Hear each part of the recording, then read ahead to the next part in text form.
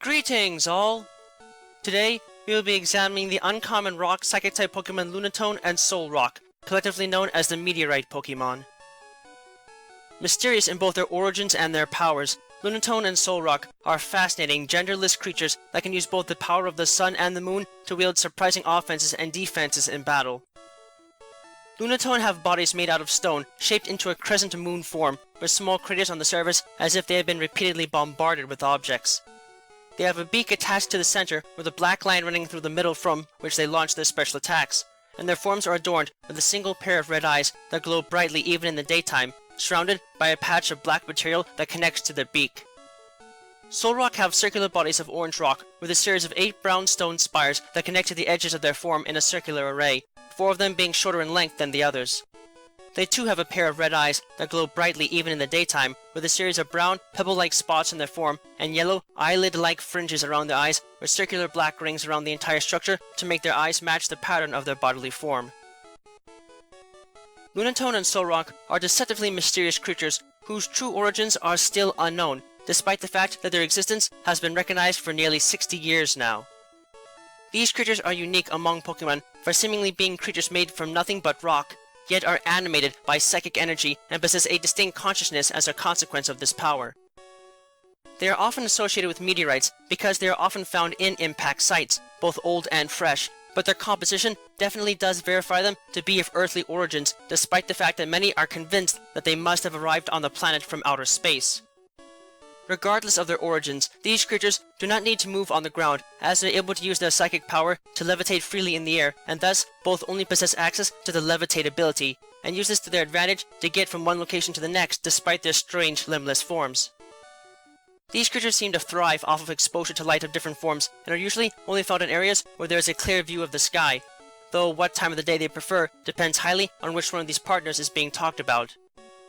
As a whole though, these entities are able to make good use of their forms to prove to be an interesting challenge to handle, as their unique type combination means that they are able to wield both physical and special attacks with decent power, though which they specialize in also depends on whether one is looking at Lunatone or Solrock, and the power they can wield is very much reliant on light exposure in order to work, so having clear access to the sky is an important attribute that must be fulfilled for these creatures to make the most of the power they have access to. Lunatone get their power from moonlight, and while this light is really not that much different from sunlight, since the sun is the source of the light either way, the unique energy signature created by the reflected light nonetheless serves as their source of power, and thus the overall compatibility of these creatures is very much dependent upon their exposure to the moon. This means that these creatures are almost useless on the night of a new moon, but also conversely, extremely powerful, much more so than normal on the night of a full moon. These entities differ from their counterpart Solrock in that they tend to specialize more in special attacks and are able to make greater use of their natural psychic powers in battle among other things, and have exclusive access to the Power Gem, Psyshock, Hypnosis, Future Sight, Magic Room, and Moonblast moves, allowing them to use some sneaky tactics in order to make the most of their power. These creatures might not look that intimidating in the daylight, but in darkness, their eyes give off a sinister glow that can not only transfix others with fear but, as noted above, can allow them to utilize a hypnosis technique to put their opponents to sleep, allowing Lunatone to then use the rest of their varied powers to finish off their target. The fact that they only tend to be active in the wild on nights where the moon is full or close to it can make them hard to find and harder to use as a result of the link their overall power has to the phases of the moon, but these rocky entities can nonetheless prove to be tricky customers to deal with in the right cases.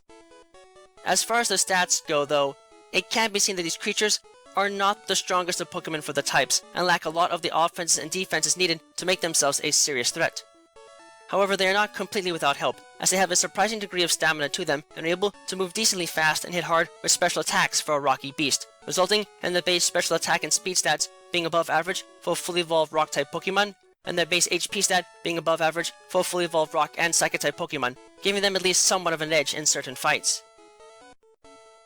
As a counterpart to Lunatone, Solrock get their energy directly from the light of the sun, and thus tend to be the most active during the daytime when the skies are clear and they have a clear view of the sun overhead, leading some to believe that they might have originated from close to it, unlikely as that may be. Solrock will often gather in groups in the wild and point their faces towards the sun during the day to absorb as much light as possible, turning over the course of the day to keep this position intact, and there is very little that can distract them from this job, other than trying to intentionally block their view of the sun. If this is done, it is recommended that they be avoided at all costs, as they can re-emit the light they absorbed in a flash while rotating their bodies at high speeds to blind others quite easily, and give these creatures time to either escape or fight back with their odd mix of moves.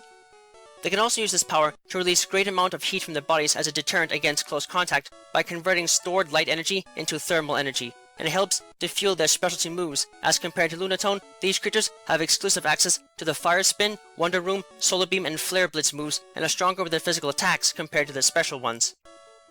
They are also gifted in that, while their psychic powers might not be as strong as those possessed by their counterpart, they are able to use their powers to read the emotions of others and use this as a way to gauge their reactions, allowing them to properly plan out their next attack in battle, even as they themselves remain expressionless. In terms of stats, Solrock are a swap of Lunatone in that their physical offenses are their greatest attribute, but they still suffer from a lack of strong stats in many categories.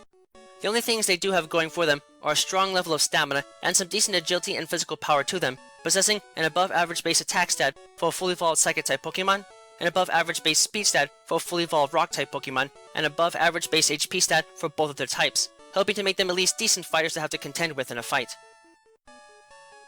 Though the true nature of their sentience and powers might not be fully understood outside of the most basic of information, Lunatone and Solrock are sturdy creatures that can make themselves an awkward threat for those not prepared for their abnormal powers. Their might may be dependent upon their exposure to different types of light, and thus are situational to use at best, but they can still prove to be dangerous fighters to have to contend with when their power is at its peak. Just do yourself a favor and make sure not to tackle them when the light of the sun or moon is at its peak. They might be an easy fight when they lack the light they need to sustain themselves, but if you pick the wrong day or night to fight them, you'll get a good taste of just what kind of cosmological chaos these beasts can cause when there's little keeping them from feeding off of the light in the sky infinitely.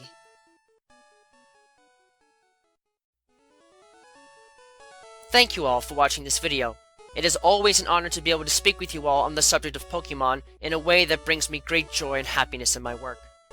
If you would like to keep tabs on past and future work, click that subscribe button, check out my work on DeviantArt, and don't be shy about following me on Twitter, where you can find pertinent announcements on upcoming work before it is officially posted. Links to both can be found in the video description.